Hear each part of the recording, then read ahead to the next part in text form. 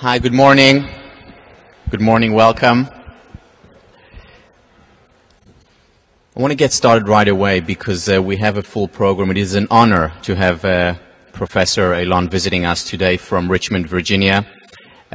She's a world-renowned scholar in the area of organizational behavior and in the area of social psychology. And the thing that she's going to talk to us about today, about Mary Parker Follett, is extremely important. I mentioned her in the class before. She's one of the leading scholars in the history of our field, organizational behavior, and for some reason she's not as known as she should be.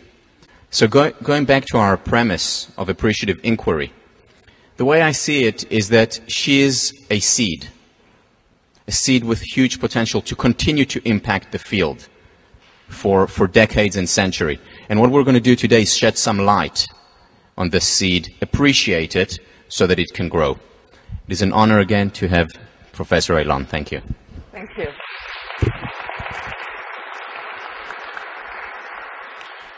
Thank you, Tal. So first of all, 2 points of clarification. I'm not sure if it was clear. Tal was not talking about me, but he was talking about Mary Parker Follett. I still have a long way to go before I will become the hero that she is. And the second thing is that it's quite an honor to be introduced by your esteemed professor who has made the front page of the Boston Globe. So I think a round of applause.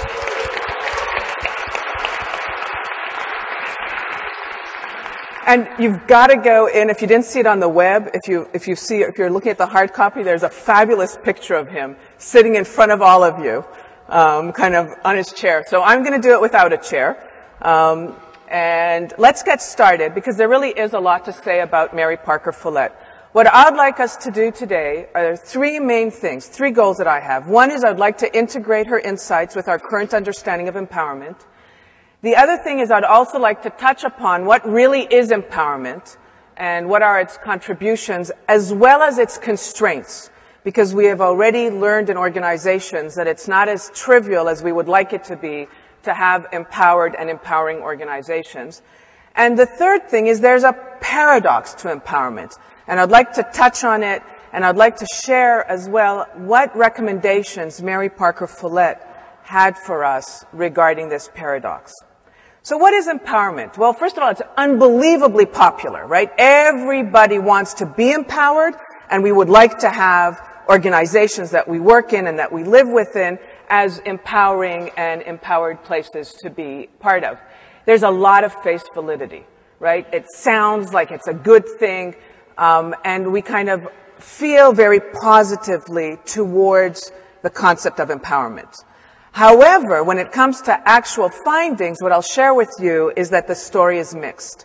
There are multiple definitions. We will not go through all of them today. We will use primarily a process definition. And here's something very important. Empowerment is viewed both as a state and as a process. When we view it as a state, I am empowered right now, it's very static. It's very short term, and it's much easier to achieve. If that's the outcome we're looking for, we can get to it. We have an end goal that we focus on. We make sure that all of the things that we need to create, we create. We get the person or the group or the organization to be where we want it to be, and that's it. But empowerment is really a process. It's ongoing. It's long-term. And here's the primary challenge. It's reciprocal.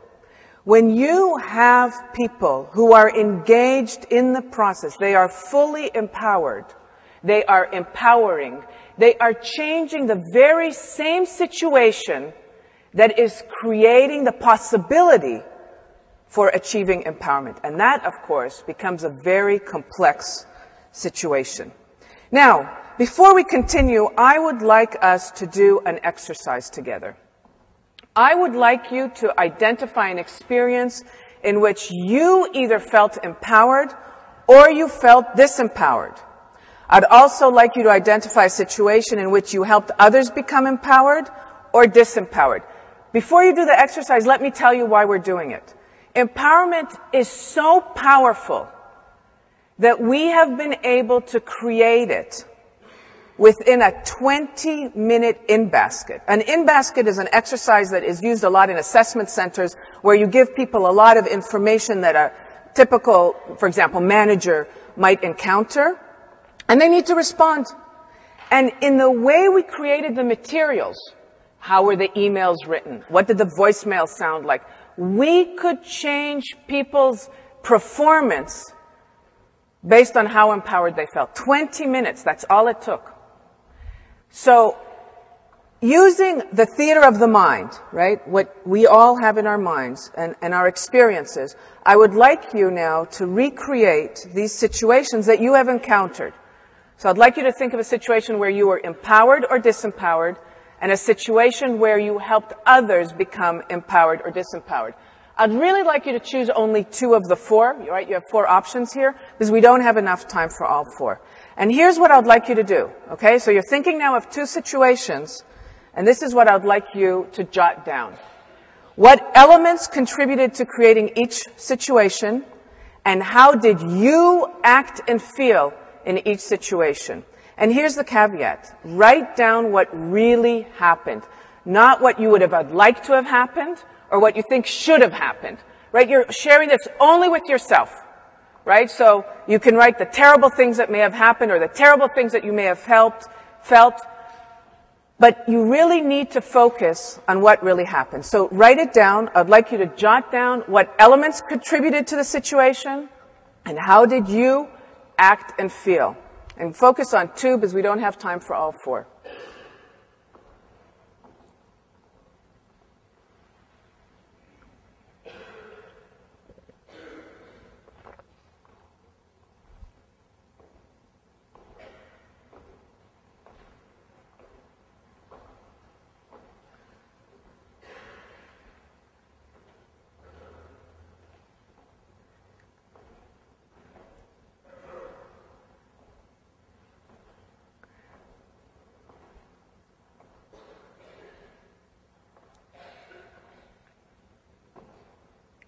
Now I'm going to need all of you to participate because you're also going to give me some feedback based on this exercise that we will then use for the rest of the talk.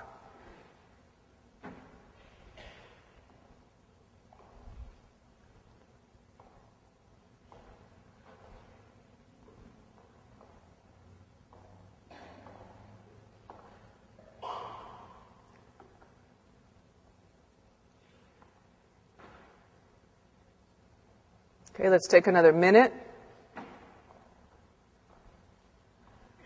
You want as much detail as you can provide. You want it to be very rich.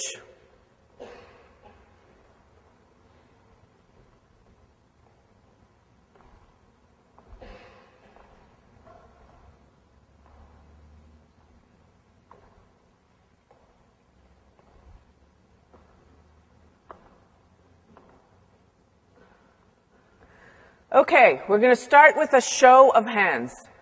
You had right 2 to remember. So let me ask, if we're going to number these as 1, 2, 3, and 4, how many of you focused on a situation where you were empowered? Raise your hands. Okay, a lot. How many of you focused when you were disempowered? Less. How many of you focused on when you helped others become empowered? Okay, did you see quite a lot again? How many of you focused on when you helped others become disempowered? Very few. Okay? This is very important to recognize. What does this mean? Does this mean that all of us sitting in here are just wonderful people and we never disempowered others? I hear some nods saying yes. Very good.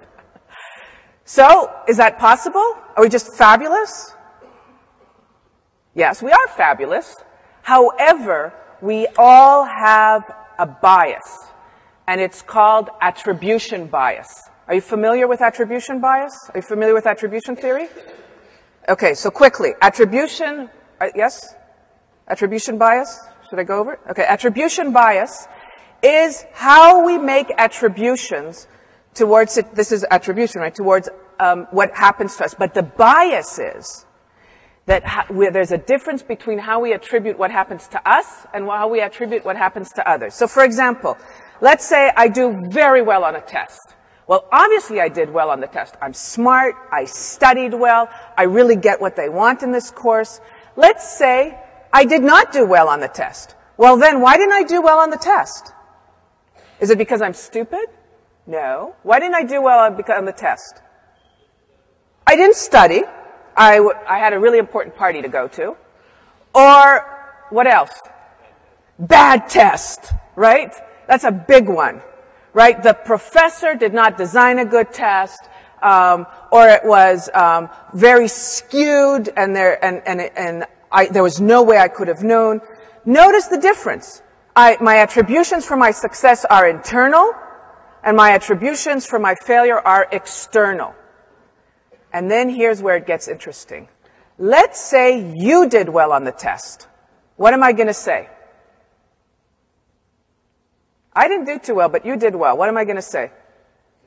What? That, I don't know, it was easy for you, that the other test, I don't know, you got lucky. Exactly. Did you hear? He got lucky. It was easy. Maybe it was similar to another course that you had already taken. Okay? So the attributions are external for your success, from my point of view. What about your failure? What am I going to say when you did not do well on the test? Right, you're not as smart. Right? So my attribution to your failure are internal. And that's what happens here. I am not as well aware of when I have contributed negatively. It's not that I've never done it. It's that I don't apply the same attribution as when I helped others become empowered. I actually have probably more or less equally done this at this stage of our lives. Leaders, as they become more experienced and develop, do much better here. That's one of the things that really engages us with leaders, is that they're empowering. We don't gravitate towards leaders who are disempowering, obviously. But here's the attribution bias. And one of the things about empowerment is to start recognizing when we empower others, as well as when we disempower others, because we want to reduce that quadrant where we disempower, and we want to increase the quadrant when we empower. Now, what did it take for us to be empowered and disempowered? Right? We were much more aware of that. These are questions that we need to answer, not just for ourselves, but also for others. And here are some things that people will share. But before that, one last thing about our role as leaders in terms of empowering and disempowering. Why is it so important that you know when you're empowering and disempowering? Why is it so important that we know? It's called self-monitoring. As we need to know how others view us, not how we want them to view us, but how do they really see us? How are my actions and my words interpreted by others? The leaders who do well are very high self-monitors. There's another thing that leaders do very well. They're very high on emotional intelligence. And we gravitate towards others who understand well how we're doing. We gravitate well towards others who understand our feelings. So we will gravitate to the leaders who not only can create this with us, but who also understand their role in it and understand how we feel and act in these situations. Unfortunately, we don't have time to hear from all of you how you felt and what created these situations, but I'd like to share with you what we've learned from research. What have we learned about empowered people? There's no need to copy this down. This is basically, probably you'll recognize a lot of your own words in here. These are reports from people. Empowered people will take risks. They're willing to experiment. They trust others. Empowered people are willing to look inward for improvement. They're not constantly looking outwards, externally, for knowledge and information. They look forward to going to work. Wow, novel, nice. They speak well of the organization. Very important for organizations. They acknowledge the work of others. They are capable of giving glory, of giving other people credit. Disempowered people frequently report they don't like sharing ideas with other people. They waste a lot of time double guessing, trying to figure out what needs to get done and if they're doing it the correct way. So rather than doing it, they're worried. They're hesitant to request help. They feel it will look bad. They rationalize failures. And there's a lot of external attributions, including blaming others when they don't do well. Now, there's also differences in feelings, right? These behaviors are also influenced also from the feelings. People who are empowered are recognized, respected, energized, consulted, and thanked. They're secure, they're capable, they're creative, they're supported by others, and they feel like they have discretion over time and their work, and they assume goodwill. Look at what you had jotted down, and my guess is that you recognize a lot of these from your own notes. This is very powerful. People are much more engaged in what they're doing, and compare it to people who are disempowered. Why do we hate that? Because we feel ignored. We feel like other people are using us. We are afraid that other people will be recognized and not us, and we become very focused on making sure that people see what we do, rather than focusing on achieving the goal.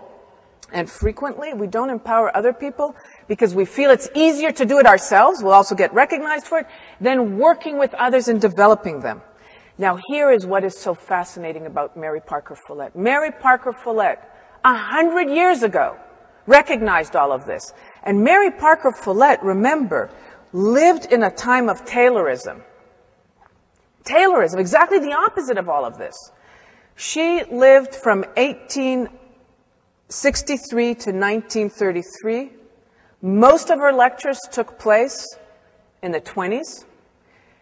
She was a philosopher, but she was very grounded. She did a lot of practical work, and she engaged frequently with business people. I'd like you to also remember, not only was it a time of Taylorism, this is a woman in a time when women really didn't have a significant role and were not considered to be valid in the business world, right? They were not embraced, and yet she was so successful. She already then started talking about what we have focused on for the last decade in terms of empowerment. And at the core was her belief that people wish to self-govern, which is completely the opposite of what Taylorism said. And more than that, she said people wish to self-govern. They want to be able to contribute. They want to be able to achieve. They want to be able to grow. Yes? Oh, sorry. Okay. Taylorism, Taylor and... Is there anybody, by the way, here who's familiar? Yes? Frederick Taylor used invented this sort of term called scientific management, which treated people like cogs in a machine, and it was power. Did you all hear? Taylor, thank you very much. That was excellent. Frederick Taylor developed the idea of scientific management, which is, if you kind of think of it, is the origins of the assembly line, where he basically said we can break down the work into its smallest components. And then we will take people and use them in the way that is the most efficient. And as a result, people were brought into work to be efficient. And what Mary Parker Follett pointed out was the whole person was not coming to work, right? They were in a way working nearly like robots. And what she pointed out was, if you looked at these men, primarily men who were working, these were men who were very active in their social organizations, in their religious organizations, very active in their family. They had a lot to contribute, and organizations were not bringing that in. They were using them in scientific management in order to be efficient. So that's why, if you think of the setting, her work is unbelievable. Thank you for that question and for the excellent answer. Now, she believed all people wish to self-govern, which is kind of the theory X and theory Y, which I don't know if you had a chance to touch on. But we came back to this question about 50, 60 years later. But she had already said, no, actually, people are not lazy. People want to grow. But she said more than that. Not only do people want to self-govern, but when you give them the opportunity to do that, the group that they are part of develops. Because if you truly allow it, it will not be done at the expense of others, but on the contrary, they will contribute, right? You utilize all these wonderful strengths, achievements, and characteristics, and the group develops, the organization develops, and she called it a dialectic process, kind of the term that Hegel uses, a dialectic process. You have two different forces coming together, and together they create a completely different force, which again then it transforms the situation, and again another force will come in and there'll be another transformation. And here's another thing that she said, because people wish to self-govern, and it's a dialectic process within groups and organizations, the role of businesses is to develop individuals. And not only because society will be better that way, but because the organizations will also be better. Because you're gaining from all of the strengths that are being brought together in this dialectic process. Okay, fabulous. What I just said now, right? Doesn't that sound like common sense? I mean, this is obvious. This should work.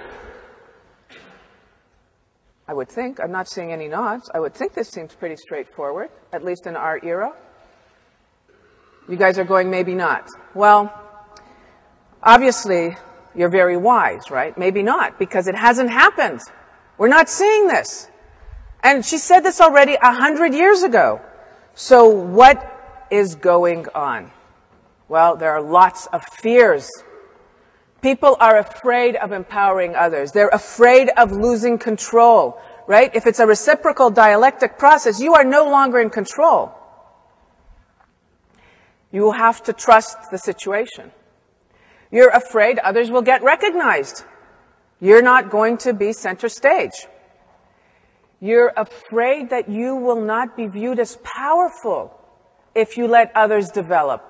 And what is going to happen? You might lose your job. And again, let me share with you something about leaders. Some of the best leaders, what they do so well is succession planning.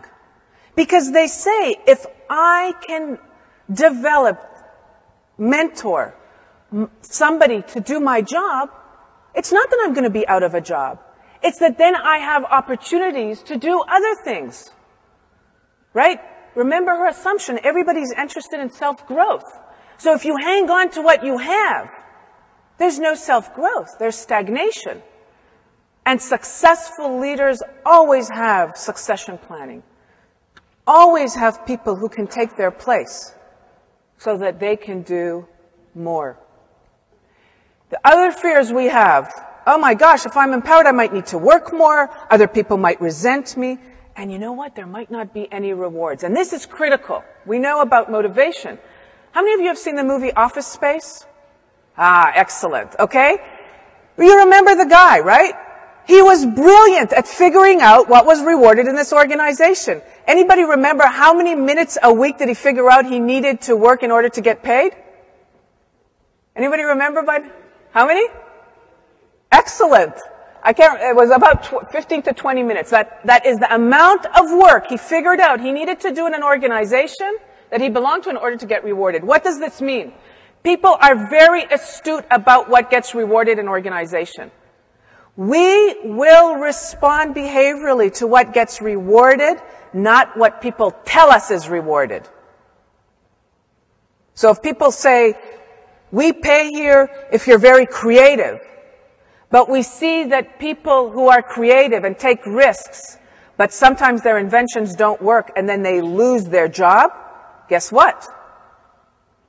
We realize that's not really what's rewarded. So actually, by the way, it's an interesting dilemma that organizations have. How do you reward people to be innovative? How do you reward them? There's huge risk involved. And nobody wants to be a failure. So one of the very successful organizations in terms of being innovative is 3M. Part of their reward structure is that you need to fail a certain percentage of the time. Why? In order to encourage you to take risk.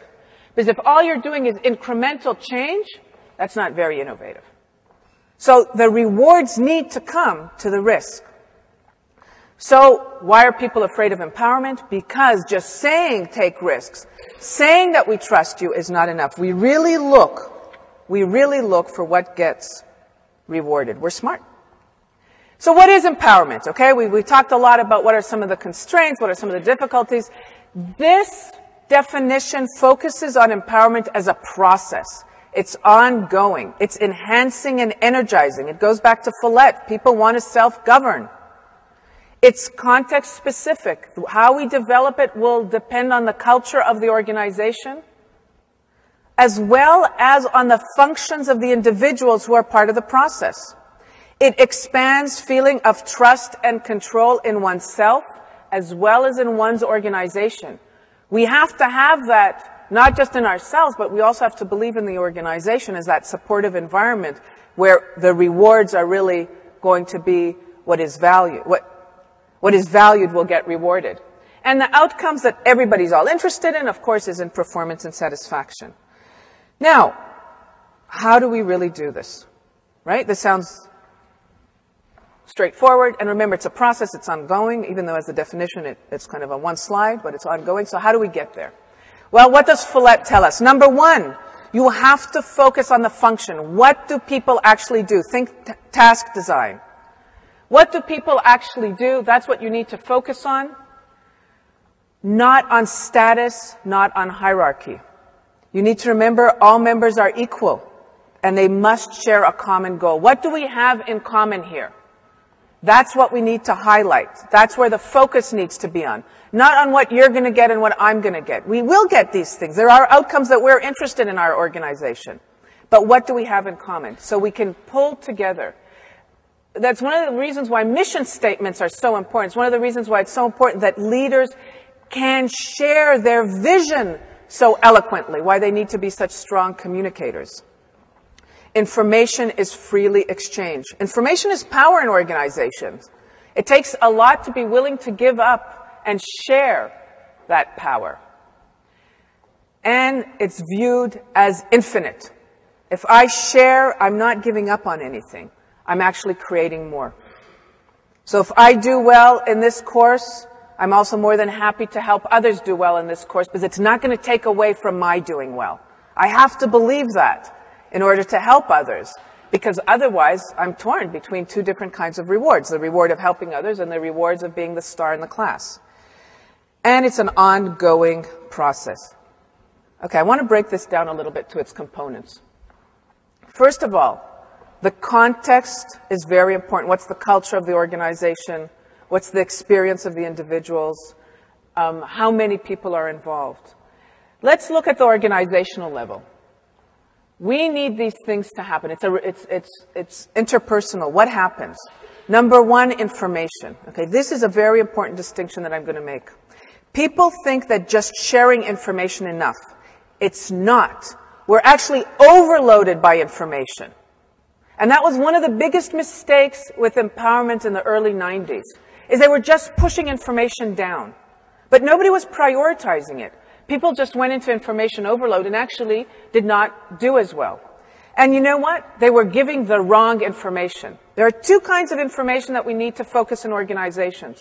One is ambiguous information, information that is open to interpretation. And the other is concrete information, the objective information, something that we just pass on. Which do you think is more important in an organization? Ambiguous, absolutely. And you know why? Because that's where each individual's added value comes to the organization. How do you understand what needs to get done? How do you interpret the situation? That ambiguous information allows the opportunity for growth. And that's what we need to share, and that's what people are afraid of sharing, because they don't want to give up that opportunity, because that's the opportunity for making a difference, that's an opportunity for making a decision. For example, ideas for growing the organization's market share. All of that is going to be ambiguous. What is our current market share?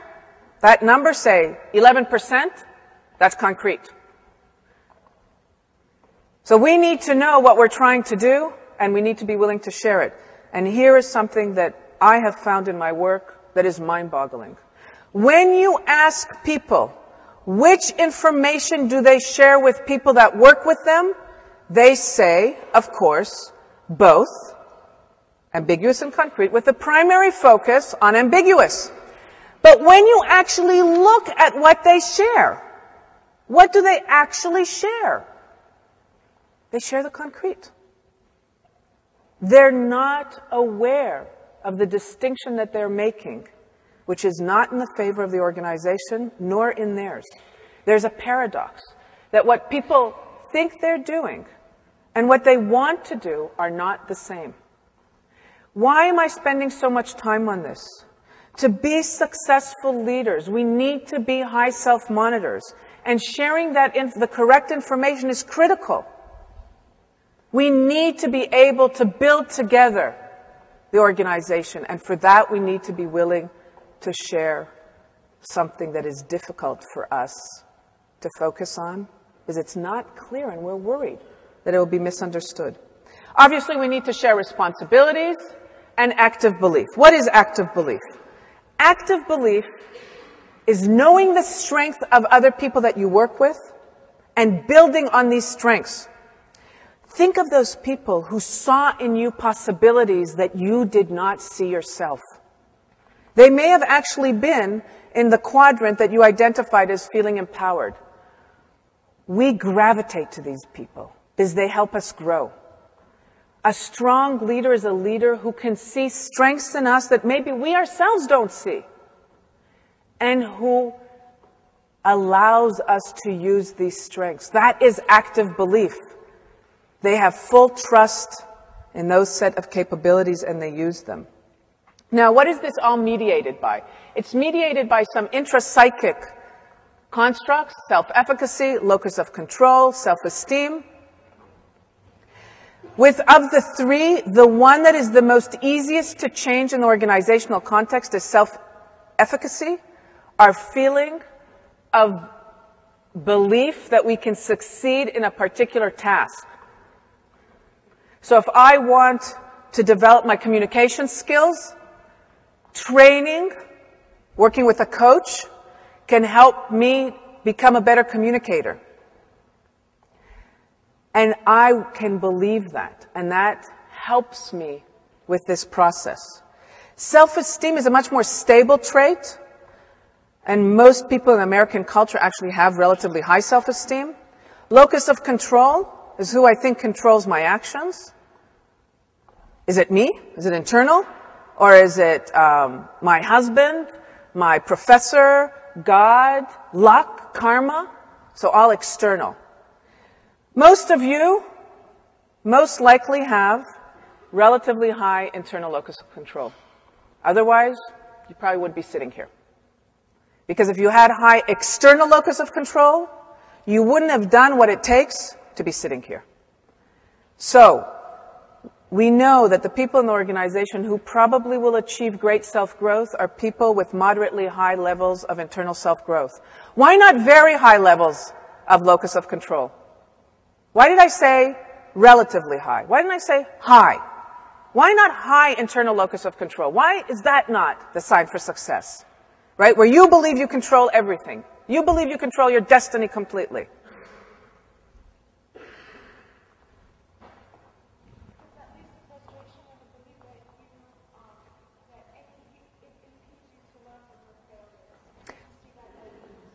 Okay, 2 points. One is it leads to a lot of frustration, right? You know what? There are some things that we just can't overcome. And 2, it might also, that frustration might not allow me to see my failures and to grow. And that's correct. There are things that are beyond our control, and we need to accept that they are beyond our control and not spin our wheels trying to change things that we cannot change. And a word to the wise, I'm guessing most of you are not married. Yes, how many people here have a significant other? Okay, minority. So a word to the wise on this. When you decide to live your life with somebody, right, you decide to join in partnership for the rest of your life, don't say to yourself, oh, this person is perfect for me except for some issues that I know I will be able to change. If you hear yourself saying, well, I really need to change X, Y, Z, you need to remember that even though you might have moderately high internal locus of control, you can't control everything, and changing other people is very hard.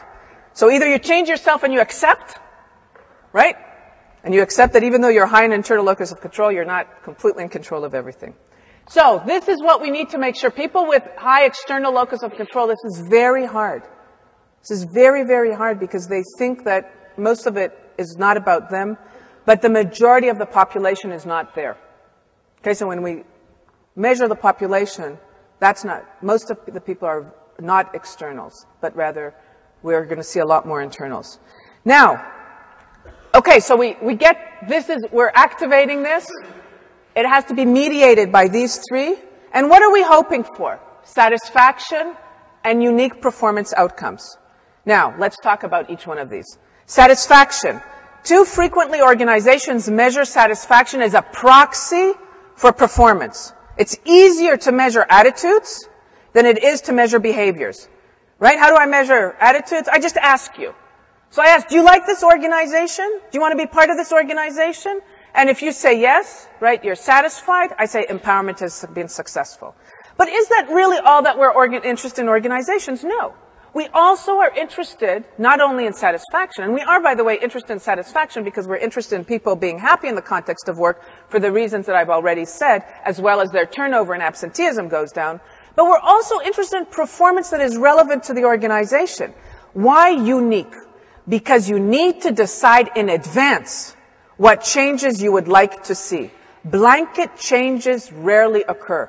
What are your priorities? What are the first things that you would like to see changed in the organization? Those are the unique performance outcomes. And people have control over them. Are you guys familiar with expectancy theory of motivation? So let me brief you. Expectancy theory? Okay, let me briefly tell you about expectancy theory of motivation because it's very relevant here. People will put forth effort into behaviors that they know will create performance. Think of you studying for a test. How are you going to study for the test? You're going to study for the test in a way that you believe will help you get a good grade. You're not necessarily going to spend all of your time studying just one thing that's interesting for you. Because although you might learn a lot from that one thing, and although we were all going to say, well, that promotes in-depth learning and that's wonderful, you're going to say, wait a minute, the behavior right now that I'm seeking is a grade on the test. And that's very rational and very relevant. That's how you will decide where to put forth effort. Leaders need to tell people in organizations what sort of effort is necessary in this organization in order to perform well. And saying working hard is not enough. Why? Because it's too general. What does that mean, work hard? Tell me what sort of working hard. So, for example, if Tal wanted to help me out prepare this lecture today, he could have said, oh, just be funny. Which, of course, I'm sure he wouldn't have said that because he's just intrinsically funny, and I think it just happens to him. But that wouldn't have helped me. So what am I supposed to do? Go up and open joke books? I mean, that would have been lame. It would have been unsuccessful. Right? I would have probably needed something much more specific in order to tailor my behavior. But if I received that from my manager, from my leader, I would know how better to behave in a way that I could perform. And then when I perform well, there are the rewards. That's expectancy theory. Expectancy theory says great leaders know how to motivate people by sharing with them the kind of effort that is necessary for performance that will lead to rewards in the organizations. And that is the awareness intervention. If you want to empower people, tell them exactly what to focus on. It's volitional. We have choice. And we're smart. And this is not a guessing game. So tell us what it is we are focusing on, what we want to improve. And Follett said that. Follett said people want to contribute. We need to share with them how. Now, here's another thing that's not in the model but is very important. We need to assume that people have KSAs, knowledge, skills, and abilities. If they don't, it's the responsibility of the organization to train them. Knowledge, skills, and abilities. We cannot perform if we don't have the knowledge, skills, and abilities that we need, and organizations need to provide that. They cannot assume that people will get it on their own. But at the same time, I'll share with you something that Andy Grove, who used to head Intel, said. He said this to all of us. Always look to the future and say, how are things going to change to make sure that I have the knowledge, skills, and abilities that the future will need?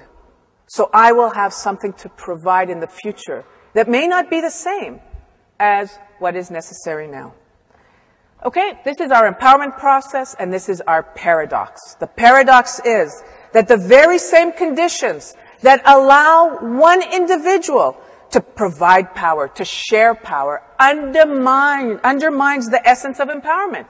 Because it means that one party has more than another. And that's the paradox. Because when one party has more than the other, they're superior, there's a status difference, there's a power difference, and it allows them to judge others, it allows them to provide or limit resources, and withhold information. So there isn't true redistribution. It's still hierarchical. And that's the paradox. And that's one of the biggest challenges of true empowerment. Follett, 100 years ago, recognized this and already spoke of this paradox and how to overcome it. Here's what she said. She said, it's continuous interactive. Influence is the ability to change another person's behavior. It's a positive thing if the outcome is positive. Accept that people throughout the organization will influence you because of their function, not because of their status, because of what they do in the organization. They will influence you just as you influence them. The other thing is the role of the leader is not to provide power. The role of the leader is to take away obstacles. The role of the leader is to open the path for others to provide and to grow. Those are the great leaders. They see what we need, and they provide the resources, and they take away any impediments. Expect and create change. Expect the dialectic. This whole concept of constant change, it's about that. We cannot always know what the future will hold, but as long as we're going with it, and that's what Andy Grove said, look for the inflection points. Look for how things will change in ways that are hard for us to predict today. And I'd like to share with you that this whole notion goes back again to job design, right? It goes back to what is the person's function? What are they doing that is contributing? How do we build from that? And the other thing that you might notice both from this and from the definition and the model that we just looked at is we're really looking at a process. And Terry Mitchell, who's written a lot about motivation in organizations, says, in general, one of the biggest mistakes that managers and leaders do in organizations, when they try and fix problems, they try and fix the individual, frequently by firing them, when really the problems usually lie in the organizational process. But why don't they look at the organizational process? Well, it's harder, and frequently they're the ones who designed it. So that's really where we need to look at it. And how would we look at process with empowerment? I would suggest we do it with 4 M's. The micro level. Let's look at the individual. Do they have the knowledge, skills, and abilities? Can we help develop their self-efficacy? Then we need to look at the meso level, the relational. Active belief, sharing of information and responsibility. Then we look at the macro level, the values of the organization, the culture of the organization. And the last M is the most problematic. It's the misnomers, bogus empowerment.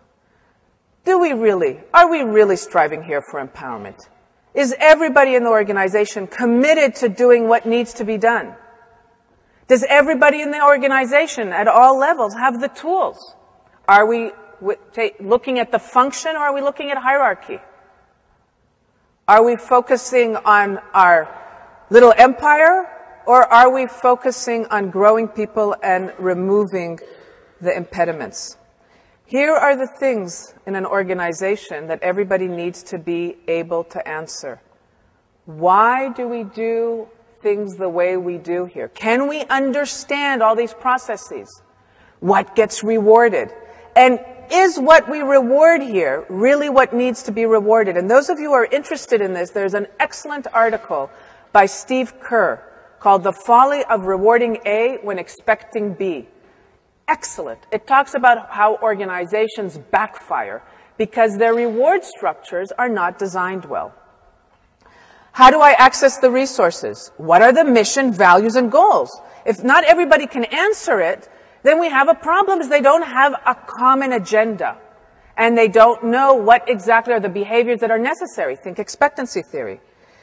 What do we need to achieve our mission, our goals, and our values? Leaders have to be very clear what are the values of the organizations. And let me share with you more than that. Some research that I've recently done says, you know what? When we look at leaders after they die, after they're dead, they're always thought of better. We always say they were better leaders after they're dead, right? We exalt them. Except in one situation, when they were morally corrupted. After death, there's extrematization. We have no tolerance for values that are not aligned with ours or with what needs to get done. We will be quiet about it for a variety of different reasons sometimes. There are very few whistleblowers. But when a leader dies and it turns out that they were corrupted and immoral, we damn them.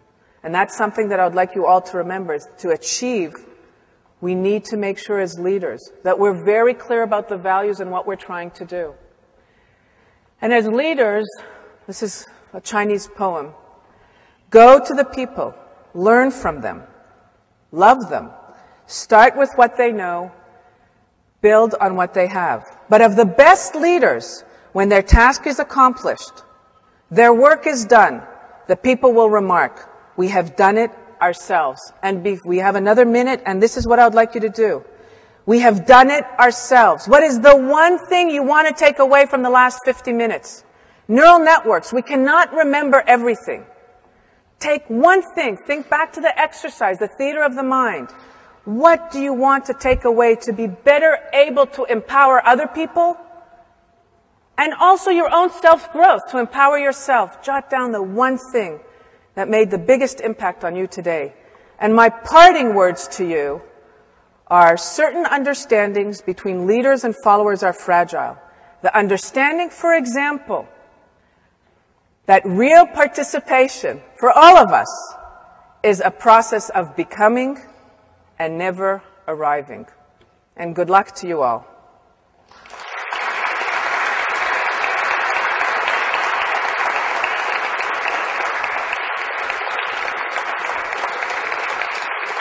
Wow. Thank you.